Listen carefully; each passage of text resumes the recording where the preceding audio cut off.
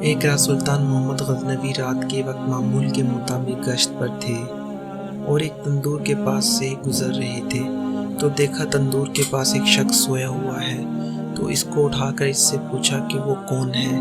جواب میں اس شخص نے بتایا کہ وہ ایک غریب مزدور ہے جو دن بھر مزدوری کرتا ہے اور رات کو اس وقت تندور کے پاس ہی سو جاتا ہے۔ سلطان نے پوچھا کہ اس سردی میں اس کا گزارا کیسے ہوتا ہے، تو اس مزدور نے جواب میں جو کہا اس نے سلطان کو ہلا کے رکھ دیا۔ مزدور نے کہا جناب، نصف رات تو آپ کے انداز میں گزرتی ہے اور بقیہ نصف رات آپ سے اچھے انداز میں گزار لیتا ہوں۔ سلطان نے بڑی حیرت سے پوچھا کہ وہ کیسے؟